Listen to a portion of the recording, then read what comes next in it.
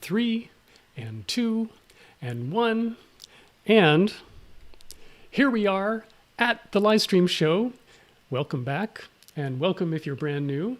Today, we've got something to talk about that I am super jazzed. We are going to take a deep dive all about live streaming and multicasting, and in particular, this new platform that's called Switchboard. I've brought the founder and creator, Rudy J. Ellis of Switchboard Live.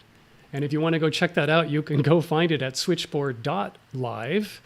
And what is so cool about this is that this particular platform doesn't just do multicasting, but it solves a problem that has been sort of apparent in the space of doing live streaming, which is all around how do you both grow and engage your audience. And I'm not going to explain the whole feature thing right now, but there's this fabulous feature that allows people to not just share your live stream, but to actually set it up so that you can easily have it be streaming directly onto the pages of the people who are like part of your organization, or the people who are part of your group, or people who are part of your inner circle, or the people who are your guests who you have on as a single guest or a live panel. And this, I think, is an amazing breakthrough, and we are going to talk about why that's so cool. So stay tuned. I'm glad you're here, and here we go.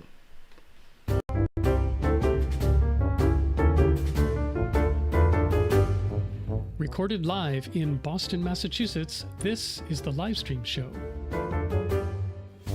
In a world full of underexposed entrepreneurs, the Livestream Show is your gateway to a global community of live stream pioneers who dare to go live and create something special and unexpected, which could only happen because it was live. I'm your host, Brad Powell. Let's get on with the show.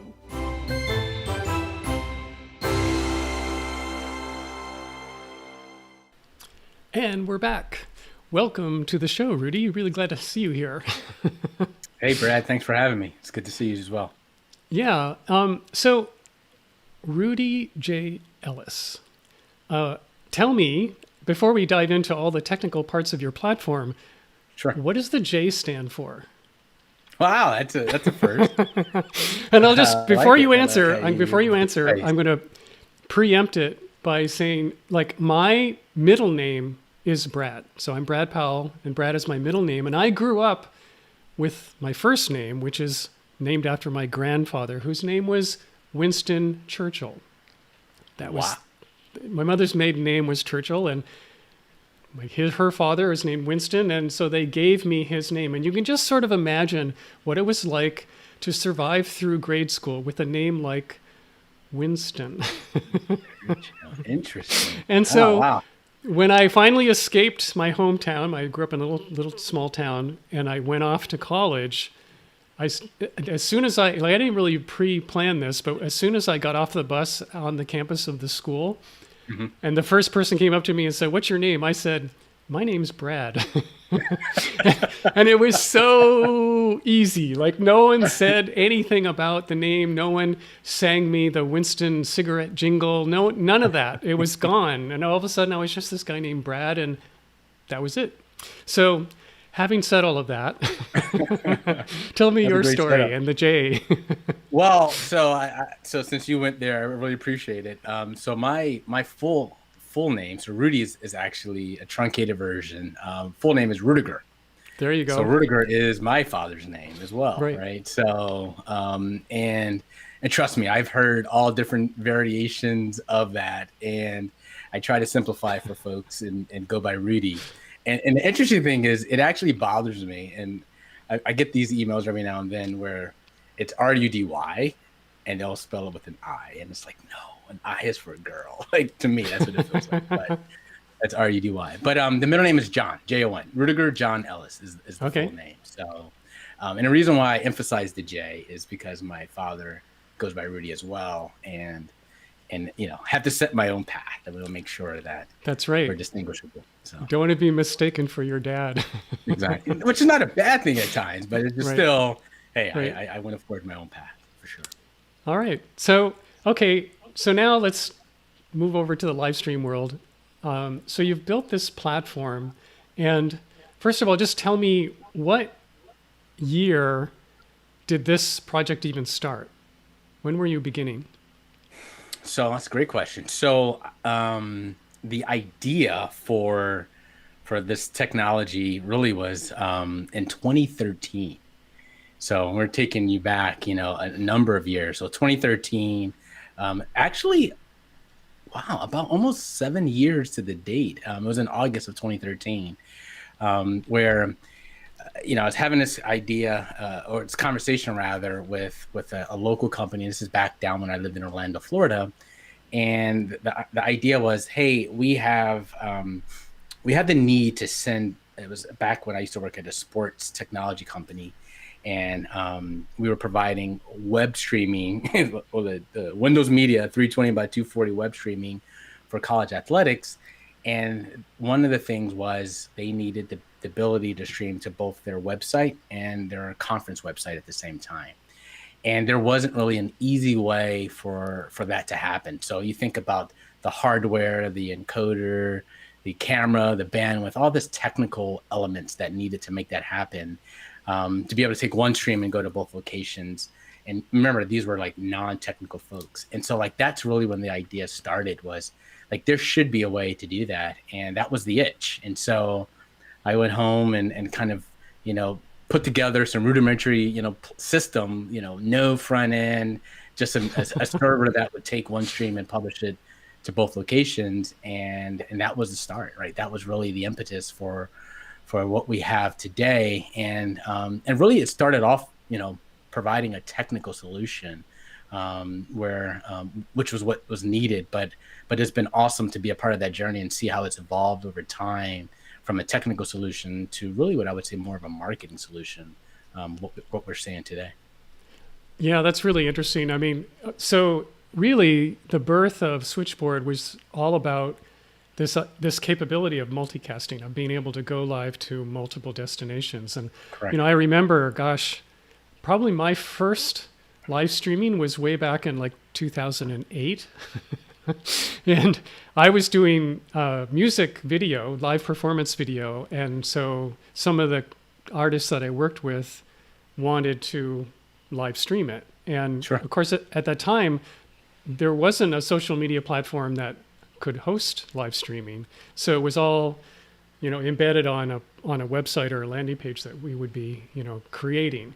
And the challenge, of course, was always, how do you bring the audience? How do you get people to actually come to this location?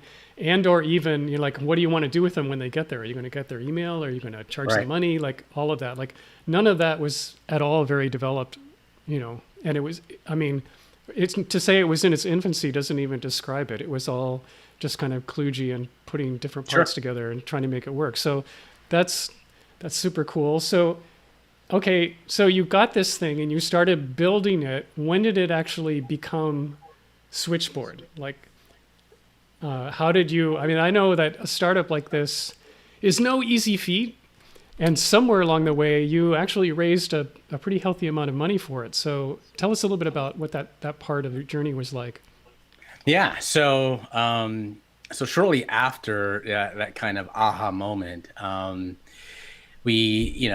started thinking about, like, what, there are definitely other use cases that could leverage, the ability for one stream to be seen on, various different destinations. And and how do you make that happen? Like, what is necessary to make that happen? And so, the first thing I did was trying to figure out, like, hey, who in my network can help, build this idea? Because, this rudimentary kind of, hack, if you would, isn't going to scale. And so that's where it really started, was, down in Orlando, Florida. Two other co-founders came on, and I kind of pitched this idea, like, hey, I have this idea, and here's where I think there's an opportunity, because this is what's missing in market. And here's a couple of use cases where it made sense. So we actually started out, the company name initially was called Joycaster. And so that was around 2014, 2015 to be exact. Joycaster was our MVP, if you would call it, that really took that concept and built a front end, built an application that allowed people to sign up and, you know, hook up their OBS encoder or whatever encoder they were using and stream it into Joycaster, which then allowed for that to happen. And so that was fantastic, because it was amazing to have an idea and then see people, you know, use it, and then also have people pay for it, right? And what we learned from that was there are tons of use cases where, you know, using this strategy made a ton of sense. And so what we did was we did a lot of events. So we were the streaming techs. So we were the subject matter experts that came in and helped folks, you know, stream their events. But really, I think what we see and kind of like where we're ended up today is really focusing on the channels or destinations that were part of their streaming, right? Their strategy of getting, you know, more viewers. And we were using our own product to make that happen. And that's where we learned a ton of just feedback and use cases and real world examples of what we were building. Was, you know, we were basically eating our own dog food, right? You know, we were using our product to solve a need for customers, but then also it helped us to improve where we're going. And just for sake of time, so we went through an accelerator, and part of the things when you go through an accelerator is really to help you stay narrow and focus. And because as an entrepreneur, you want to do everything, you know, you want to boil the ocean. And so the accelerator Techstars was an awesome opportunity that allowed us to really focus on like what our goals are and what we want to build. And we realized that the B2B market, so businesses, organizations, is really who we wanted to focus on. And so that was really the goal, was really focusing and building a brand around and building a product around that. And so that's where in 2016 Switchboard Live was birthed. And that's where we transitioned from Joycaster to Switchboard Live.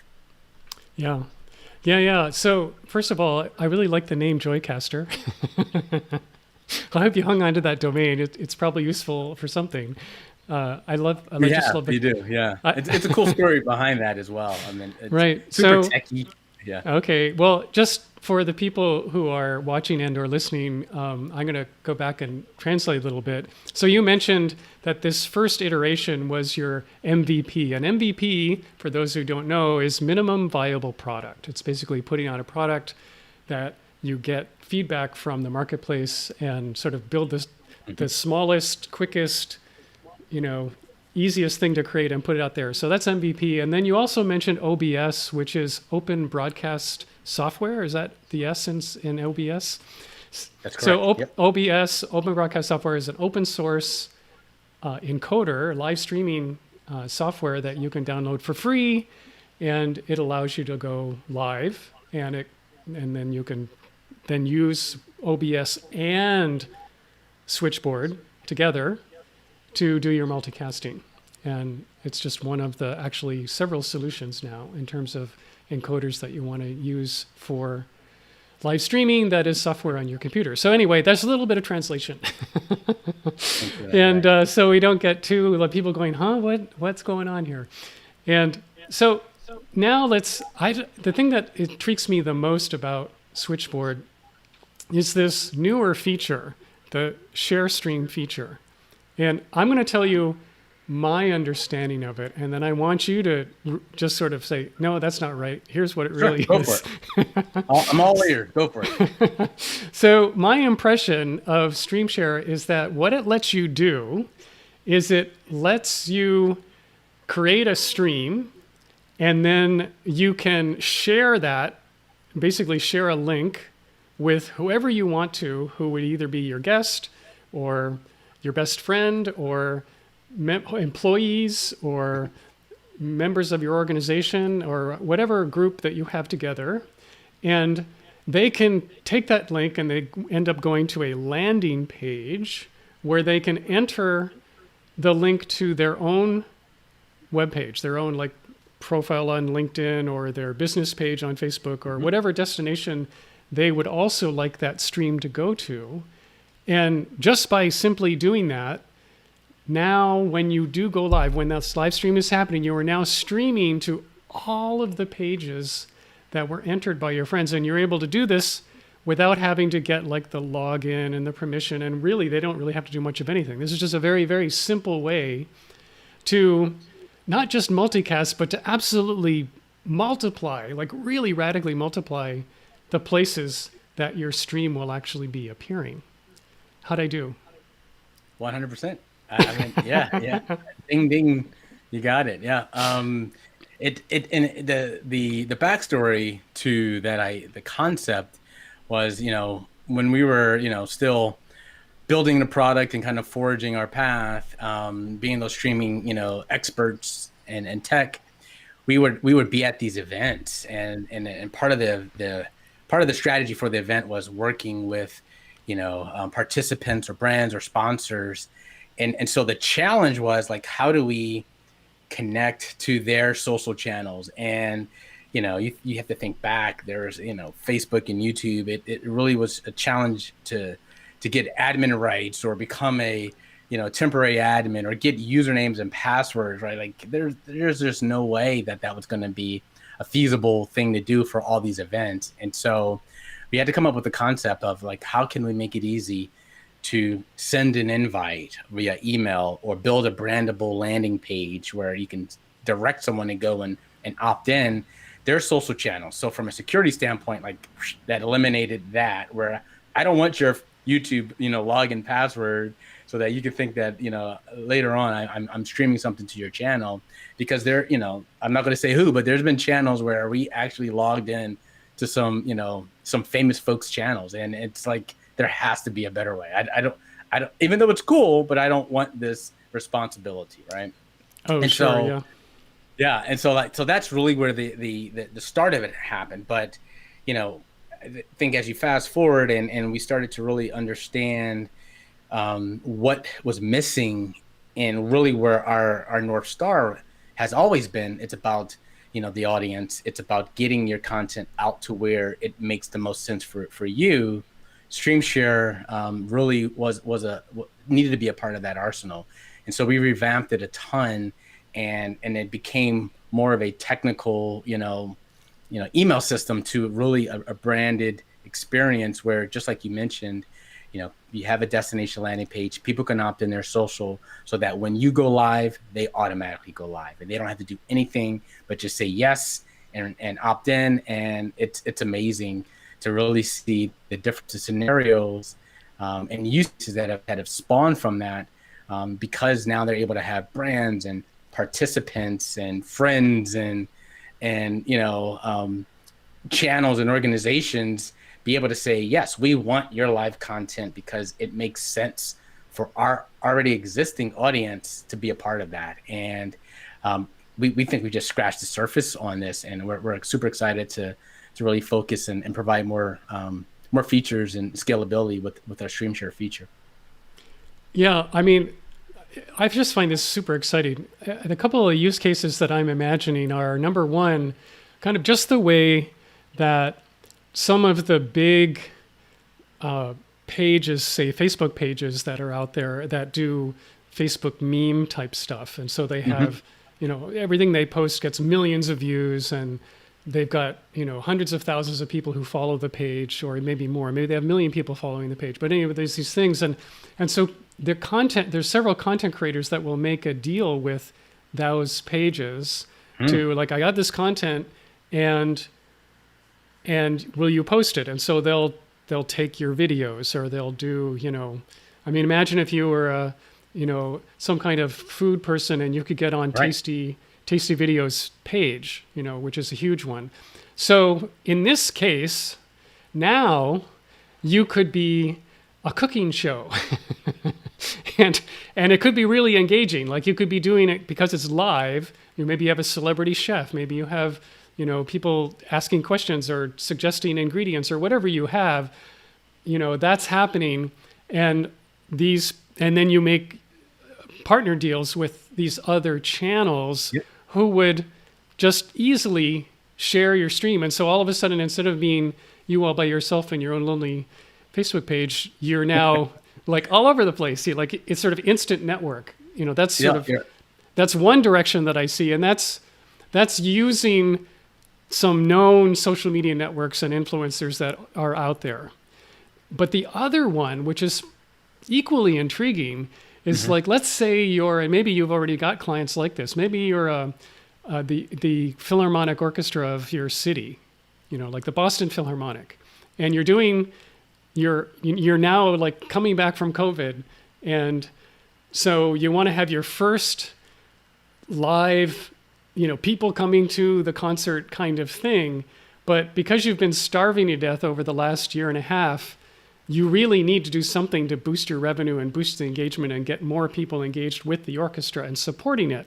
So you make an offer to the public at large around subscriptions. And one of the subscription models is the live stream model. And so now you have subscribers who are like your inner boosters, and you're giving them extra perks, And one of the things that they can do, they are being encouraged to do, is to do just this. Like you have this concert, and they're going in and sharing it to their pages. So if you've got, I don't know what the number, let's say you had 500 subscribers to an orchestra, and half of them shared the stream. Well, now you've got 250 people sharing your stream, and they all have at least 500 friends. So, the exposure that you're getting, instead of having a sold-out house of, the theater of 500 people, you have this live thing going on with thousands or tens of thousands, which for any performing arts organization, or anything that's doing real, like in-person shows like that, to be able to just, instead of like just going live on YouTube and hoping for the best, you can create a group of people within your organization or within your close network to literally multiply your audience. Yeah. And like around the world kind of audience. I mean, gosh. It sounds like you've been doing a lot of thinking about this, right? Well, I really just think you've hit something that as far as I know, it's the only thing that exists that's like this. Yeah, I mean, you're absolutely correct. When we think about the opportunity that is there, right? Being able, and your example is spot on. It's really taking your content and identifying the channels and really the audiences, the networks, the communities where they already have the demographic, that you're trying to reach, making that path shorter, right? Bring the audience to your content. And you're absolutely correct. And so, some of the things that we challenge ourselves with is how do we make that easier? How do we help with the discoverability? How can we build, a system where you can say, hey, I want to reach this demo, right? This is my niche. This is the type of content that we're creating. Where does this audience exist? Think about, live commerce. Think about, sporting memorabilia or hobbyists, right? There are tons of channels where content creators they have these audiences, and they're building and they're creating content, and they're not even going live, but they have this rabid fan base that is watching their YouTube channel every Thursday at 2 p.m. to see what they're uploading. And they already have, that audience.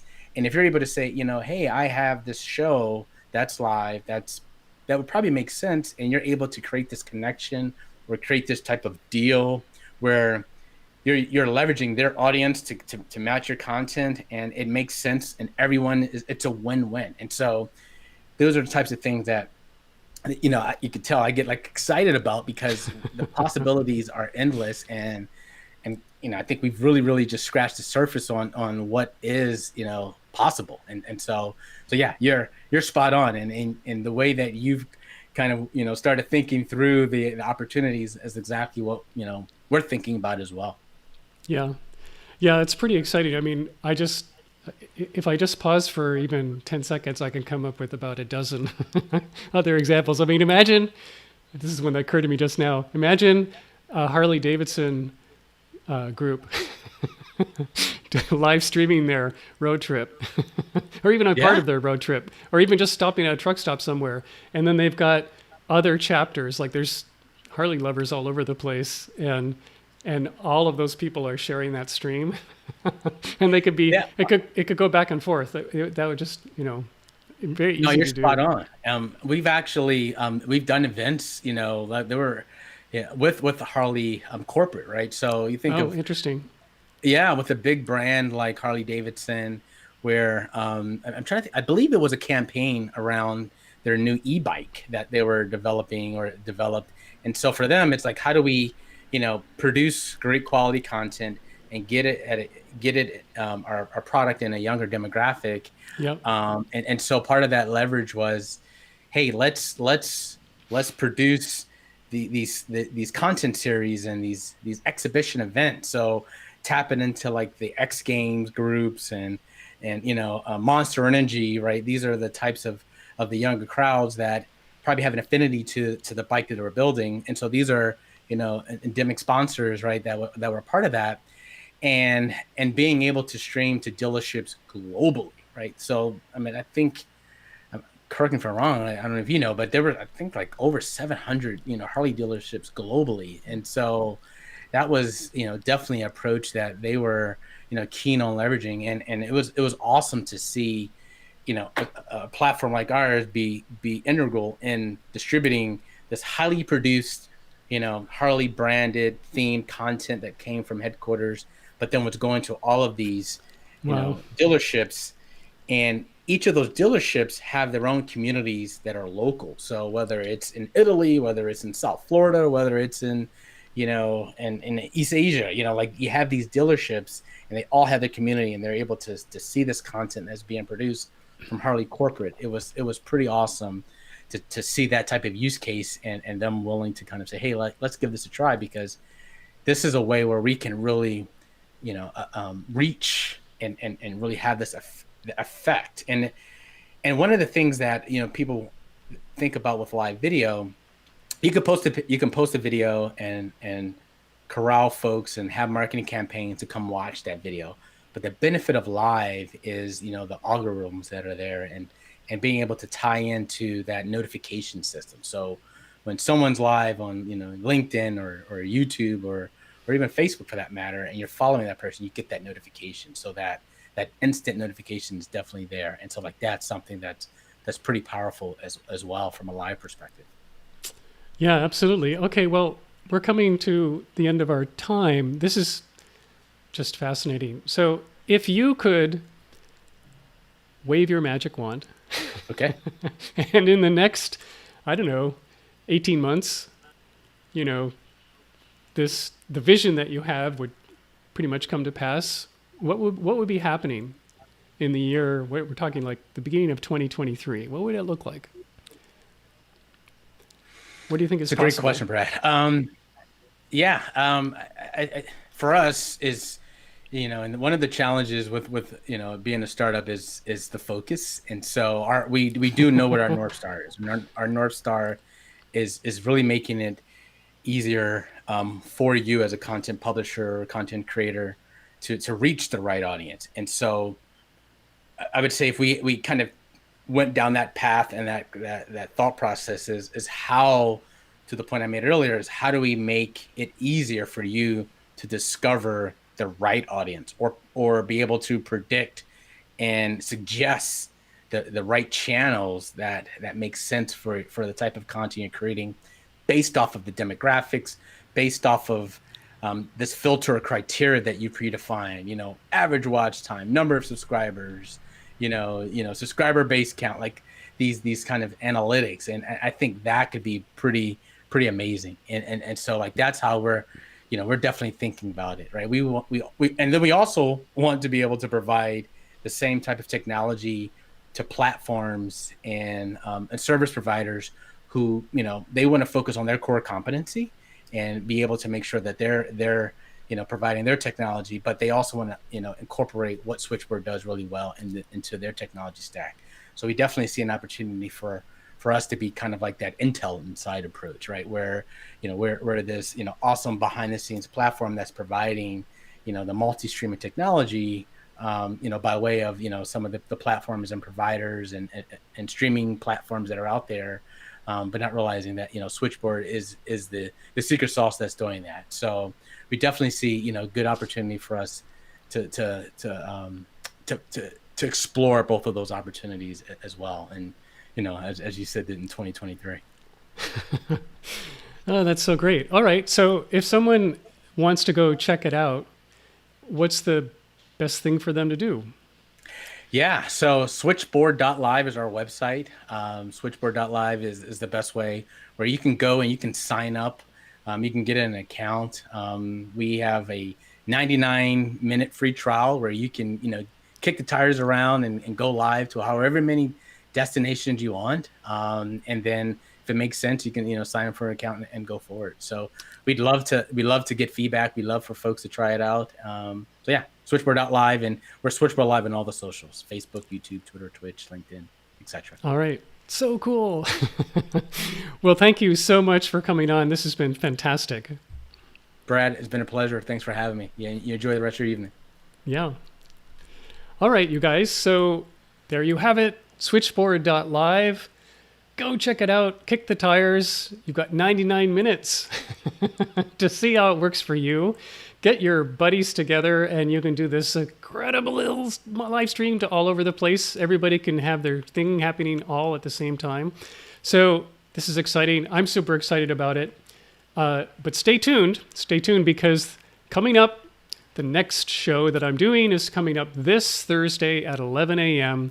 And I am going to be going live with Ashley Paray, who has a business that she calls Own Your Worth.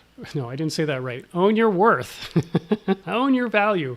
So she works primarily with professional women, and she's done a TEDx talk, and she's on this real path to helping people completely be operating in a way that they are getting what they deserve and they are getting what they are worth in their own professional career. I'm really excited to talk to her about this. It's all about mindset, right?